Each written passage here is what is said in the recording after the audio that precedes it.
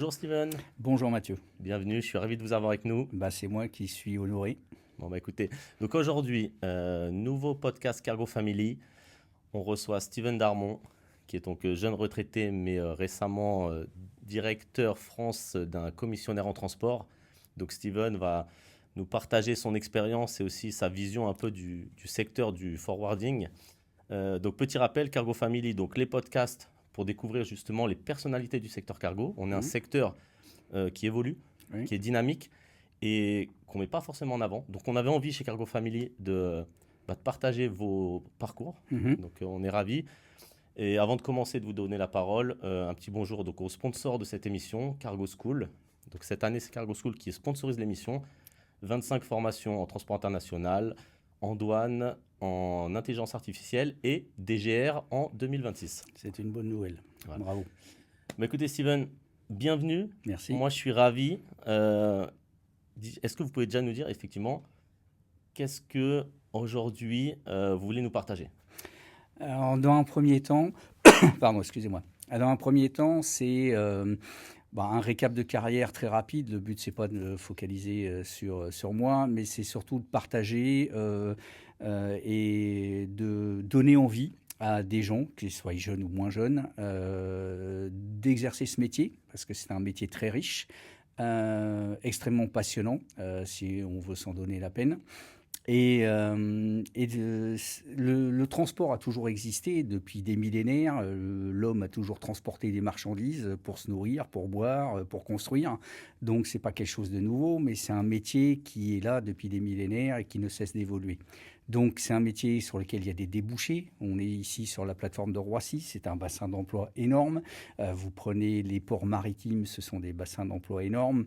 Donc c'est vraiment un domaine d'activité sur lequel il y aura toujours quelque chose à faire.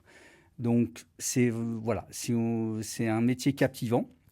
Donc rapidement mon parcours, comme je disais Mathieu, j'ai liké votre publication sur LinkedIn au niveau des personnes qui étaient en reconversion. Et vous avez en face de vous quelqu'un qui était en reconversion. Il y a 40 ans, j'ai fait une reconversion professionnelle. J'étais dans le domaine de la restauration. Okay. J'ai un cursus scolaire complètement atypique, à savoir que moi, j'ai passé ma scolarité à l'étranger. Je suis revenu en France, j'avais presque 17 ans. Le cursus scolaire pour moi, surtout lorsqu'on revient de l'étranger, la grammaire française, c'est un challenge. Vite, j'ai pris une autre voie professionnelle. Je suis rentré dans la restauration. Un métier extrêmement riche, exigeant, mais un peu trop exigeant parce que lorsque vous êtes jeune, vous avez 17 ans, 18 ans, vous avez tous vos potes qui partent en virée et vous allez au boulot. Arrivé à un moment, ça fatigue un peu. Et quand vous travaillez en horaire à coupure sur Paris, en l'occurrence, vous partez le matin, il est 10h, vous rentrez, il est 1h du matin. Donc ça va 5 minutes. Pas facile. Mais voilà, mais c'est une très bonne école. On apprend beaucoup, l'autonomie, la rigueur, la gestion des coups de bourre, parce que quand vous avez 200 couverts à livrer le midi ou le soir, faut être assis quand même, faut y aller. Donc c'était une très bonne école de la vie. Mais ayant beaucoup voyagé en étant jeune, j'ai dit bon allez, je vais me reconvertir et puis le transport international commençait à me titiller. Donc j'ai fait une formation. Je voulais juste Oui. rebondir sur justement cette histoire parce que moi ça m'intéresse. Elle tombe vraiment à point nommé, c'est que on parlait du post LinkedIn, c'est un post LinkedIn que j'ai fait il y a 2 jours. Ouais. Et on a formé avec Cargo School justement une personne qui était manager au Starbucks et qui est en reconversion, qui arrive dans notre domaine d'activité. Et c'est ce que j'avais voulu mettre en valeur et je le ressens à travers votre discours, c'est que c'est des personnes qui ont des compétences. Ouais. On parle de management, on parle d'esprit d'équipe, on parle de gestion de clients, pas toujours facile dans le Ouais. B2C avec les clients. Être... Et en fait, j'aime bien cette idée de prendre ces compétences, les ramener dans un secteur dynamique comme le transport et finalement, on n'a plus qu'à ensuite les former spécifiquement. Donc, Ouais. vous avez en plus ce parcours, donc c'est marrant que ça arrive en même temps et je comprends. Mais c'est encore une fois, le savoir-être est important. La technicité métier, ça s'apprend, on va y revenir. Mais voilà, le savoir-être des gens, c'est quelque chose qu'ils l'ont ou ils l'ont pas. Et il y a des comportements différents. Il y en a qui sont plus introvertis, d'autres extravertis. Donc ils seront pas forcément dans les mêmes domaines d'activité. Mais voilà, faut aussi savoir gérer ça et reconnaître ça pour que la personne soit en succès dans son futur poste. Donc on ne mettra pas quelqu'un qui est extrêmement introverti à faire du commercial, à monter sur le devant de la scène sur lequel il va être mal à l'aise, il ne va pas être en réussite et vice-versa.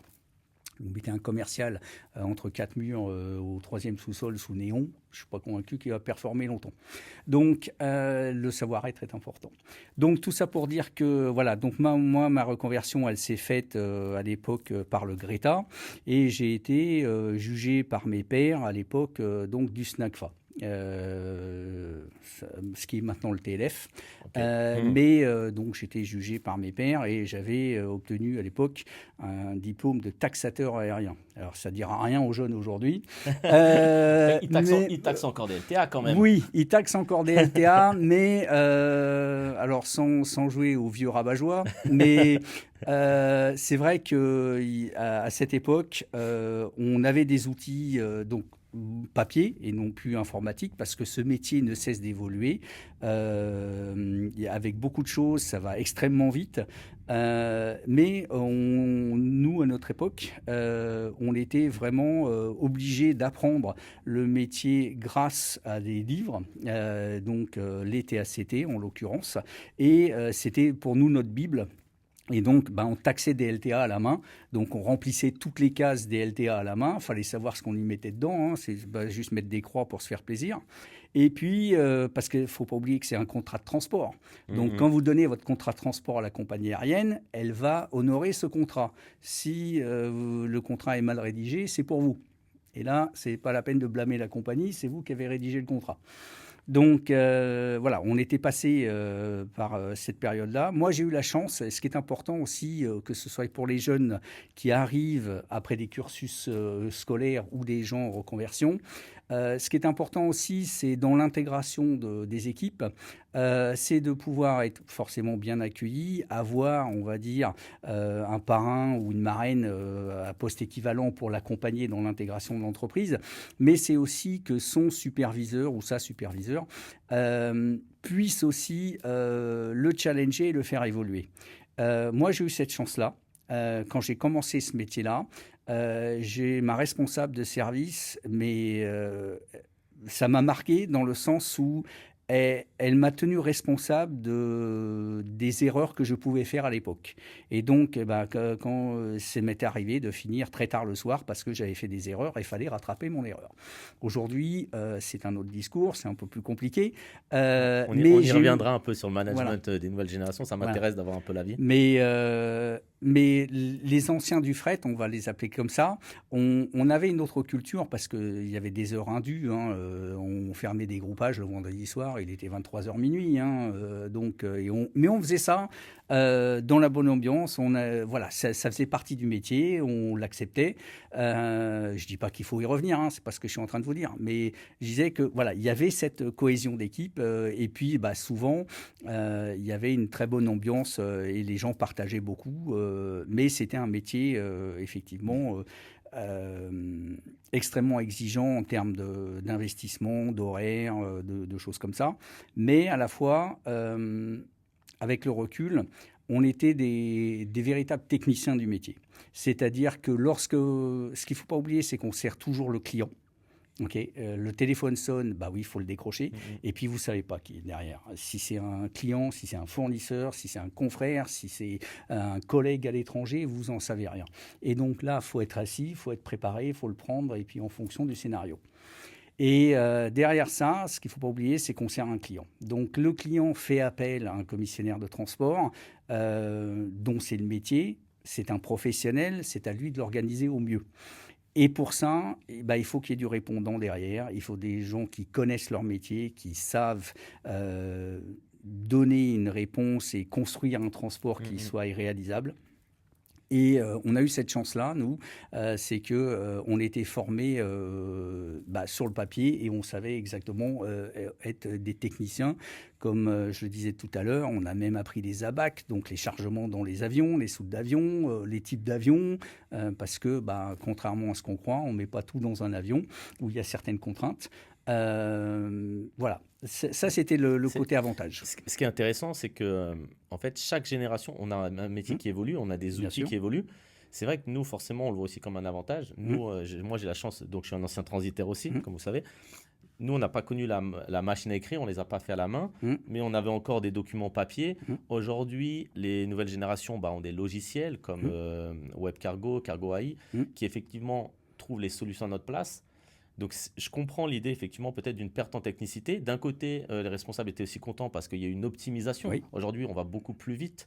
Donc, peut-être que le challenge aujourd'hui, alors on en parlera peut-être sur un autre podcast, c'est comment conjuguer justement optimisation et technicité. C'est intéressant de voir que... Puis c'est peut-être ce mélange des personnes un peu plus expérimentées qui vont apporter ça aux jeunes générations qui sont plutôt tech.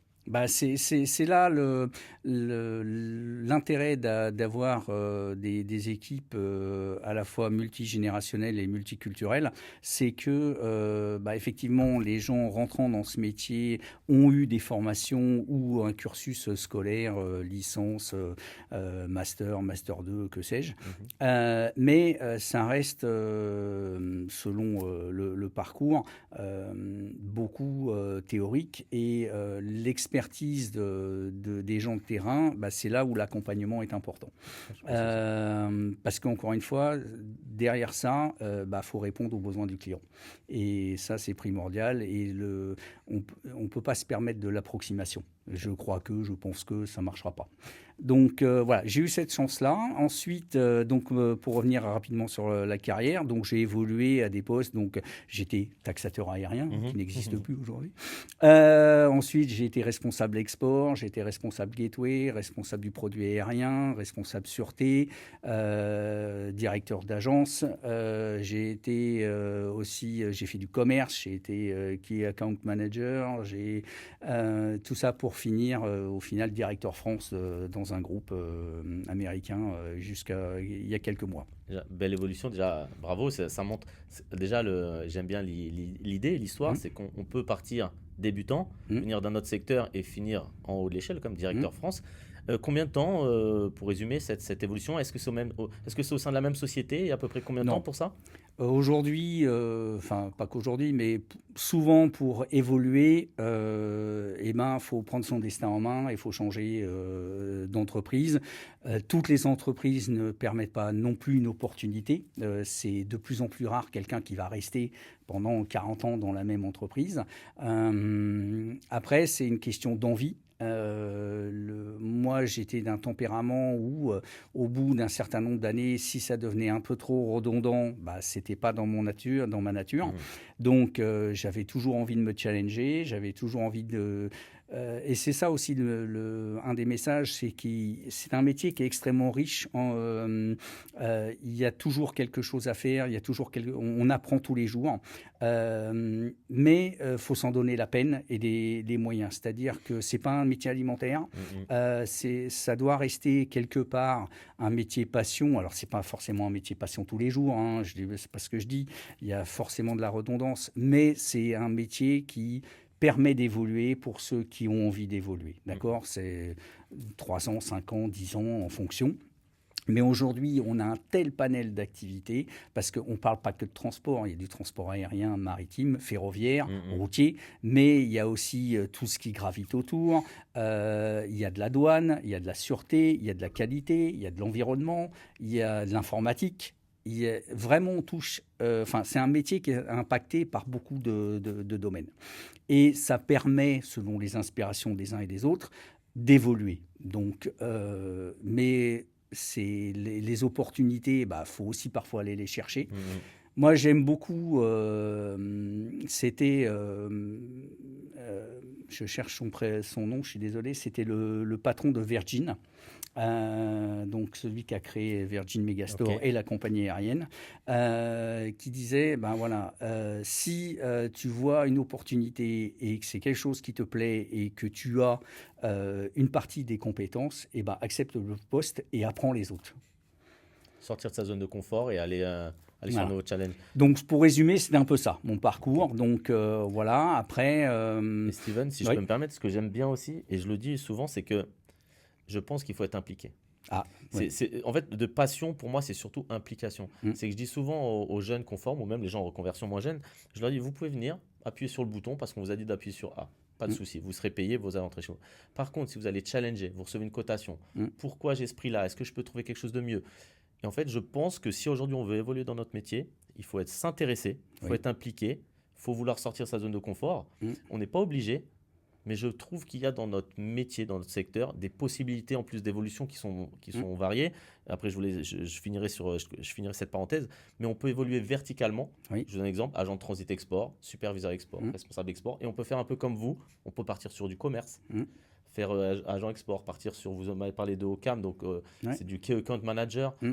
et en fait revenir sur l'exploitation. Et j'aime bien cette idée qu'on n'a pas qu'une seule évolution. Mm. Par contre, il faut être impliqué, il faut s'intéresser, il Bah, faut challenger. Je ne sais pas ce que vous en pensez. comme je le disais tout à l'heure, ça reste un métier passion. L'humain est primordial dans ce métier-là. C'est, encore une fois, servir un client, c'est quelque chose, c'est ce qui nous fait vivre. Donc, moi, j'ai toujours adoré le contact humain, j'ai toujours adoré travailler avec les clients, chez les clients. Je dis souvent qu'il faut descendre sur le terrain pour comprendre. Aujourd'hui, vous prenez, vous parliez de Cargo School et des formations. Aujourd'hui, c'est important de comprendre, c'est pas le tout d'avoir la formation théorique et explicative, mais après, une fois cette formation apprise, digérée, c'est de la mettre en pratique. Et c'est-à-dire que demain, si vous apprenez aux gens les marchandises, les palettes Europe ou les caisses bois, elles ne voyagent pas comme ça, branlant dans l'avion. Elles sont mises à bord de palettes avions, il y a un process, il y a des normes. Des règles de sécurité à respecter, et c'est d'apprendre à faire ces palettes avions. Et ça, le seul moyen, c'est de descendre au magasin, c'est d'aller voir concrètement sur le terrain, comprendre ce que je suis en train de vendre. Et lorsqu'un client vient me voir et me dire « Ah, j'ai une caisse de 1,80 m à mettre sur le vol Paris-New York demain avec la compagnie de votre choix », faut lui dire peu de chances que ça rentre dans l'avion, parce que les soutes ne sont pas faites pour des colis d'1,80 m. Donc c'est ce côté allié passion, technicité, comprendre ce que l'on est en train de faire pour avoir une réponse crédible vis-à-vis du client. Et ça, c'est pour moi un des gages de réussite, c'est qu'il faut comprendre ce qu'on fait. Encore une fois, c'est pas un métier alimentaire. Il y a aucun mal à ça. Il y a forcément des entreprises et des besoins où ça convient très bien, mais en fonction de l'inspiration des uns et des autres, on peut. Et il y a énormément de gens talentueux sur le fret. Vous qui interviewez pas mal de gens et qui avez un très bon réseau de connaissances. Il y a un certain nombre d'années, beaucoup de gens venaient dans le transport par hasard. C'était pas une vocation, c'était pas un cursus scolaire. Beaucoup de gens ont mis les pieds dans le transport par hasard, mais ils se sont accrochés. C'est quelque chose, encore une fois, qui permet d'évoluer et de grandir. Donc voilà. En tout cas, je passe le message à ceux qui nous écouteraient. Rejoignez-nous. Il y a pas 90 000 personnes qui travaillent sur la zone de Roissy Cargo pour le fret. Confirmé à l'ACFA, le nombre officiel. Donc, il y a de l'emploi. On peut évoluer. Donc, en tout cas, pour clôturer cette petite parenthèse, je voulais revenir un peu sur le poste qui m'intéresse. C'est le moment où vous devenez donc directeur France d'un transitaire, d'un commissionnaire en transport. En fait, nous, les employés, on ne sait pas vraiment les missions. On voit notre directeur France. Mais je serais curieux de creuser un petit peu dans l'émission. Tiens, c'est quoi une journée d'un directeur France ou une semaine? Qu'est-ce qu'il fait concrètement? Alors, après, ça dépend un petit peu, je dirais, des profils des gens. Mais moi, et de la structure dans laquelle on travaille. Travaillant dans une entreprise mondiale, donc il y avait forcément une stratégie mondiale à appliquer ensuite selon les continents. Et alors c'est justement cette mise en place un petit peu de cette stratégie dans les grandes lignes, l'adapter au pays qui va bien, parce qu'on ne travaille pas forcément toujours de la même manière, ou on ne peut pas faire ça de telle et telle manière selon les réglementations de chaque pays. Mais c'est d'adapter cette politique au niveau du pays. Ensuite, c'est le management des hommes. Alors on commence à parler, j'ai vu un article, je me souviens plus de la source, si c'est l'AGFA ou le TLF, qui parle, ou c'est au Havre, où est-ce qu'ils ont une journée prochainement sur justement entre guillemets, le bien-être au travail, mais c'est aussi, surtout, on parle régulièrement de la solitude du manager ou du dirigeant. Parce que, effectivement, parfois, on pourrait avoir l'idée que la personne est inaccessible, on ne peut pas le déranger, il faut un rendez-vous, etc. Bon, moi, j'étais pas du tout dans cette ambiance-là, dans des structures comme ça. Moi, j'étais au milieu d'un open space avec un bureau ouvert, donc accessible. Alors, mon travail, pour être tout à fait honnête, je le sais très tôt le matin et très tard le soir. Okay. Parce qu'entre les deux, faut répondre aux besoins de tout le monde. Donc, mais le travail d'un directeur France, c'est aussi de penser une stratégie donc, au niveau local, c'est d'essayer d'avoir des projets sur du long terme, les présenter, des plans de développement, ou alors d'aller chercher, si on a des compétences sur des niches de marché, c'est d'accompagner le client. Moi, je ne passais pas une semaine sans parler à un client ou aller chez un client. Encore une fois, c'est notre ADN, c'est ce qui nous fait vivre. Il y a forcément une partie financière, donc là on est en plein dedans, les budgets, etc. Enfin, ils sont clos en théorie. Mais voilà, donc il y a toute cette partie finance et ensuite la partie management, recrutement, sur l'évolution, les postes clés, comment est-ce qu'on voit l'avenir, comment est-ce qu'on estime pouvoir avancer. C'est parfois, entre guillemets, difficile parce que si on reprend certains exemples, malheureusement, où fin 2019, tout le monde avait des projets, et puis début 2020, la planète s'est arrêtée. Donc voilà, c'est aussi faire face à ça, c'est d'être capable d'être réactif, des prises de décision qui sont nécessaires, pas toujours comprises. Il faut, tant que faire se peut, essayer de les expliquer au mieux. Mais il faut essayer de garder le cap. Parce que si on s'est fixé un objectif, on sait qu'on veut évoluer ou être à telle position ou être dans tel domaine, tel palier dans 2 ans. Eh bien, OK, bon, il y a des choix à prendre, des décisions à prendre, mais il faut le faire. Ça ne plaît pas tous les jours à tout le monde, mais encore une fois, avec le recul, voilà, on avance. Mais c'est vrai que, voilà. Donc, la journée d'un directeur France, selon les structures, voilà, moi, c'était la mienne, donc je touchais à tout, mais pas, encore une fois, parce que, mon historique fait que je viens du terrain. Donc, j'adore mettre les mains dans le cambouis. Voilà, j'aime bien comprendre. J'allais régulièrement, comme j'ai dit, chez les clients ou en visioconférence pour aussi comprendre leurs problématiques. Et est-ce que nous, on était capable d'y répondre ? Parce que on n'est pas forcément capable de répondre à toutes ces problématiques. Travaillant dans un groupe américain, si le client avait un projet sur Dakar au Sénégal, je n'étais pas forcément le mieux placé. Donc, il faut aussi savoir dire non. Ouais, voilà. En tout cas, c'est intéressant. C'est vrai que c'est pas cette casquette commerce, c'est pas forcément quelque chose qu'on imagine. Et en fait, je vois qu'il y a vraiment un panel de compétences à avoir pour aller à ce poste. Donc ça, c'est intéressant. Je voulais juste rebondir. Quelque chose qui m'avait, moi, interpellé au départ. Moi, c'est sur LinkedIn, effectivement, qu'on a interagi pour les premières fois. Vous faisiez souvent référence au rugby. Donc, j'imagine que c'est quelque chose que vous aimez. Et j'aimerais que vous me parliez le lien que vous trouviez entre le sport qu'il soit professionnel, que le sport que vous aimez, et le management que vous avez rencontré. J'imagine qu'il y a peut-être un lien. En tout cas, je voyais pas mal de postes là-dessus. Il y en a un. Alors bon. Déjà, vous aimez le rugby, vous êtes rugbyman?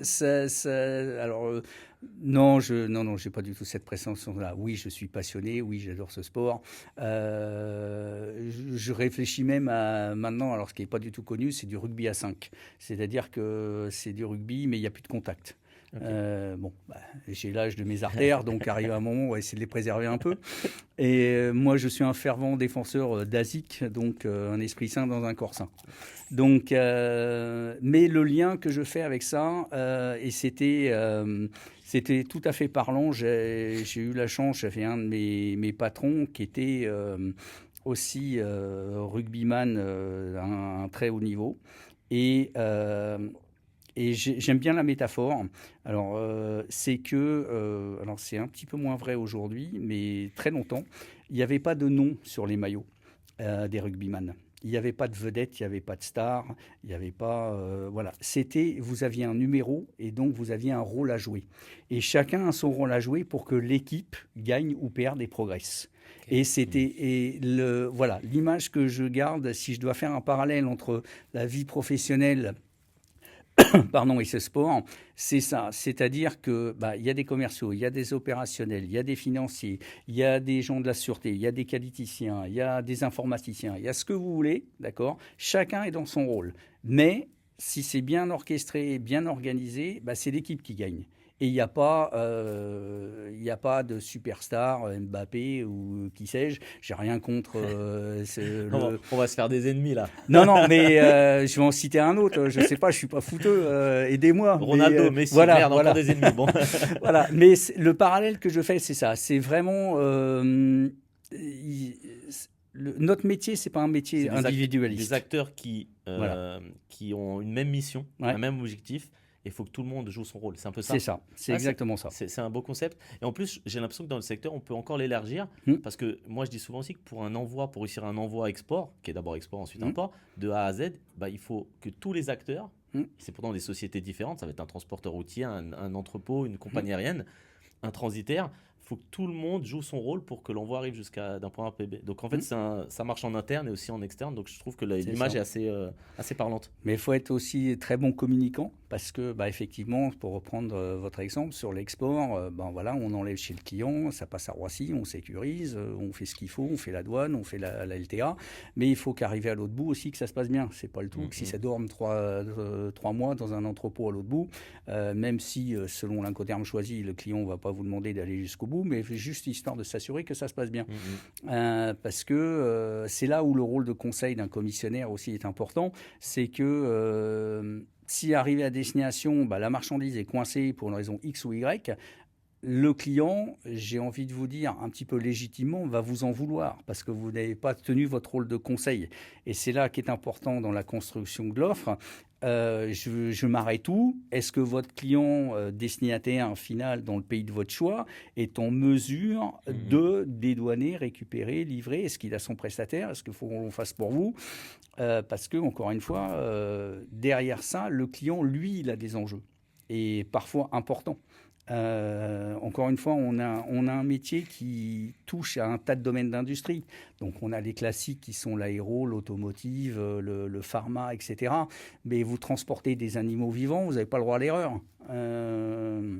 Vous transportez un tas de choses, par exemple, dans le pétrolier. Oui, c'est de la machine-outil ou c'est des grosses pièces ou c'est de machin, mais c'est attendu sur des plateformes et c'est des centaines de milliers de dollars par jour que ça coûte. J'avais un petit exemple, juste avant de venir chez Blue Skills, quand j'étais transitaire, on avait une usine Renault au Brésil qui était en arrêt de chaîne. Donc simplement, ça ne fonctionne plus. Donc il y avait un envoi, je ne sais pas quelle partie, peut-être même des boulons, des choses comme ça qui partent en express parce qu'il y avait plusieurs milliers de personnes qui ne pouvaient pas travailler. Ouais, donc on peut imaginer effectivement l'impact. Effectivement, on oublie que oui, on transporte des marchandises.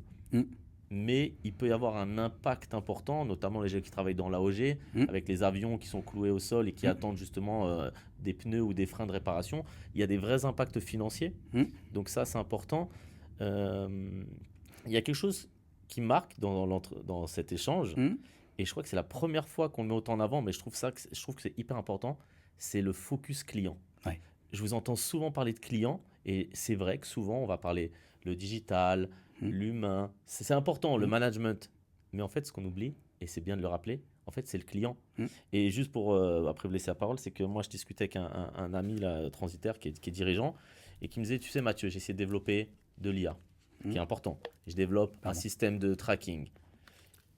Il est vraiment dans un domaine tech. Mais il me dit, au final, c'est la satisfaction client. Le client, il veut juste que le service il soit bien fait, dans les temps, avec l'information. Et c'est pour ça que je rebondis. Je pense que le focus client, on le sent dans votre discours, il reste hyper important, malgré toute cette tech. Ben, vous savez, c'est lui qui fait vivre un commissionnaire de transport ou un transitaire. Et beaucoup de gens vous le diront, le travail n'est fini que lorsque la facture est payée. Tant qu'elle est pas payée, il y a potentiellement un problème. Et donc, notre métier ne s'arrête pas à j'ai fait la LTA, je l'ai remis à la compagnie aérienne et je peux m'en laver les mains. Absolument pas.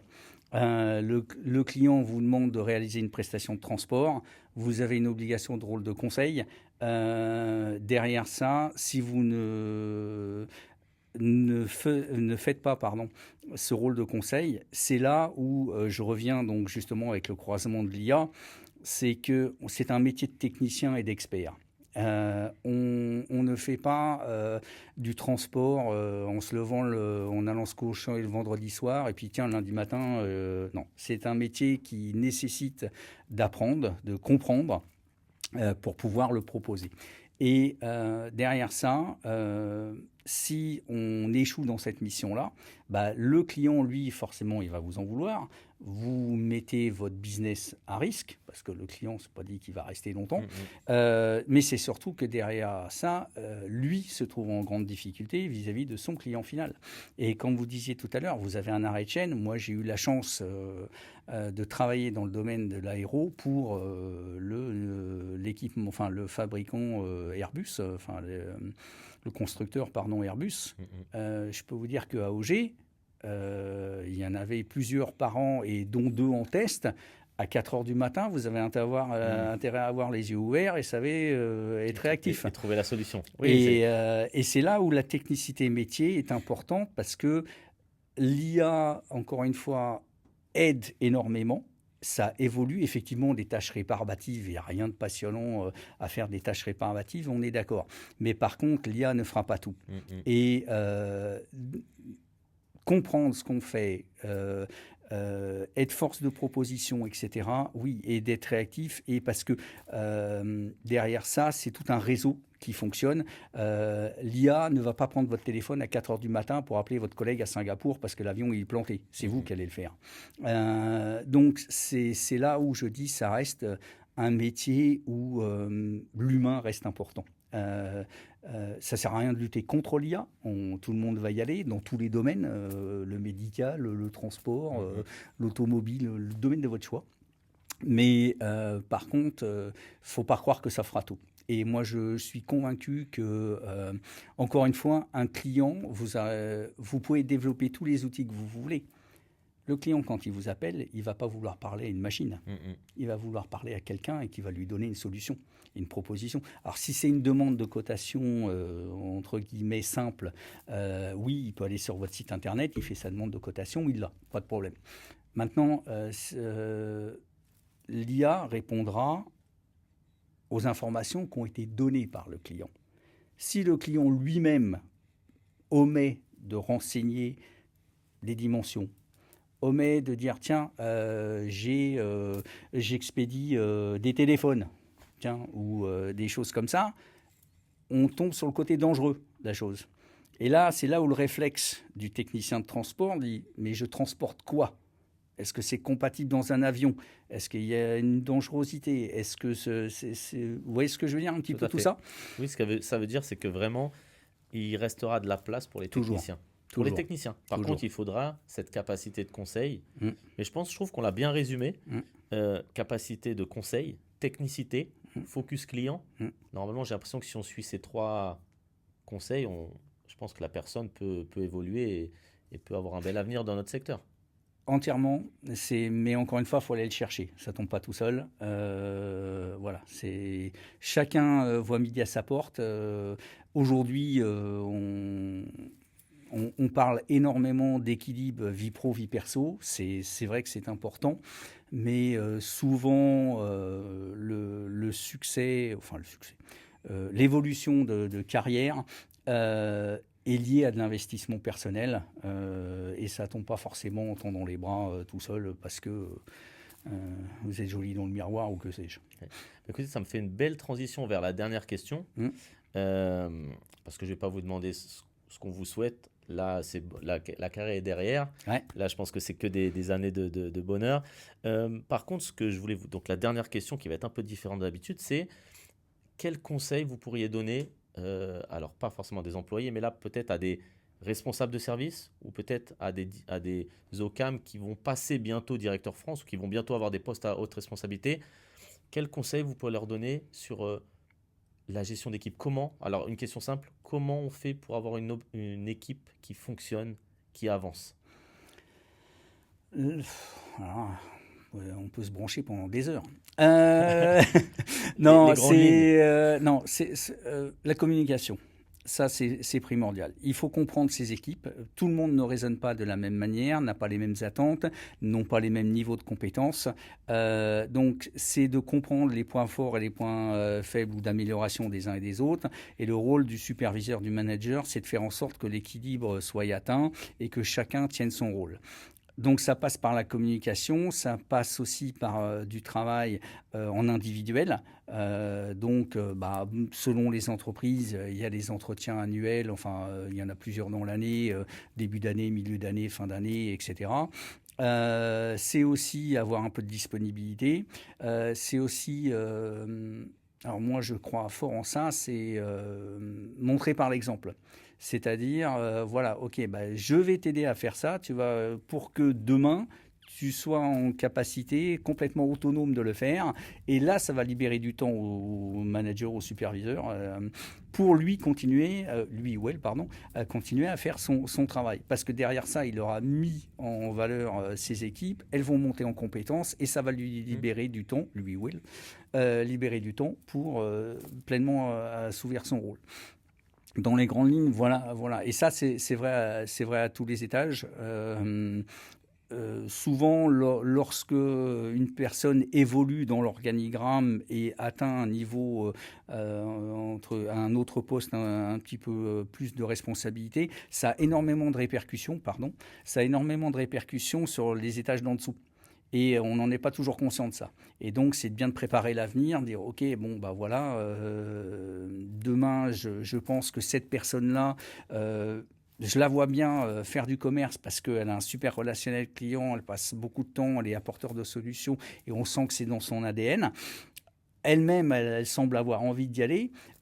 OK, mais cette personne-là est une personne clé de ce service-là. Et comment je fais pour la remplacer? Donc, il me faut quelqu'un que je puisse faire monter en compétence. C'est pas forcément toujours aller chercher à l'extérieur. Souvent, on a à l'intérieur des personnes qui sont en capacité d'eux, mais pour lesquelles on n'a pas forcément donné l'opportunité d'eux. Tout le monde ne prétend pas à ça, mais c'est important. C'est de bien connaître ses équipes, leurs aspirations. Et puis à partir de ce moment-là, voilà. Okay. Donc évaluer, anticiper, faire progresser. Bon, on passe le message en tout cas. Bon. Ouais. Non, mais c'est un métier d'avenir. Encore une fois, ça ne va pas s'arrêter là. Il y aura toujours du transport. Et puis, on est dans l'innovation. Là, aujourd'hui, il y a, la grande thématique dans le maritime, c'est les cargos voiliers. Beaucoup d'entreprises commencent. On a vu là, cette semaine CMA CGM, le premier Neoline qui est sorti de Marseille. Il y en a un autre qui arrive très prochainement qui va aussi lui pouvoir transporter des conteneurs. C'est un domaine qui aussi évolue. Alors ça répondra pas à la demande, hein. L'offre est trop petite, mais c'est des métiers qui ne cessent d'évoluer. Des gens qui sont sensibles à l'environnement, oui, c'est souvent des clients nous demandent Qu'est-ce que vous faites à votre niveau pour réduire l'empreinte carbone? C'est pas j'achète un quota d'arbres en Amazonie qui parfois ont été vendus 4 fois. Il y a eu des scandales comme ça. Mhm. Mais c'est à partir de quel moment est-ce que vous êtes acteur? Et donc, il y a des postes qui sont sensibles là-dessus. Et puis, c'est beaucoup de gens et beaucoup de jeunes sont intéressés sur justement la planète qu'on va leur laisser. Donc, sont désireux d'être acteurs là-dessus. Et notre métier, on transporte toutes les marchandises du monde à travers le globe. C'est l'un des premiers domaines. Donc, il y a forcément aussi des opportunités là-dedans. Je vous dis, c'est très riche et varié. Écoutez, j'aurais pas pu imaginer meilleure conclusion. En tout cas, Merci. j'espère qu'on a pu inspirer certains, J'espère aussi. des nouveaux arrivants ou d'autres qui sont dans ce secteur et Oui, qui parce veulent qu'il va falloir évoluer. payer ma retraite quand même. On est d'accord. On bosse pour ça. Mais en tout cas, voilà, un grand merci, Steven. Merci à vous. Moi, j'ai Mathieu. pris vraiment plaisir à vous écouter, à découvrir un peu votre parcours et justement échanger. C'est ce qu'on avait l'habitude de faire en off et de le faire, voilà, un peu de partager avec les gens. Donc, très bonne continuation. Bien sûr, on reste en Merci. contact sur LinkedIn. Partagez-nous des posts sur le rugby. Moi, je suis assez friand. Oh, il n'y a pas que le rugby dans la vie, mais bon, voilà. Et donc, je vous donne rendez-vous au prochain épisode. N'hésitez pas à suivre donc, sur YouTube, sur le Cargo Family et sur toujours Cargo School, le sponsor qu'on remercie pour clôturer. Merci Steven, à bientôt.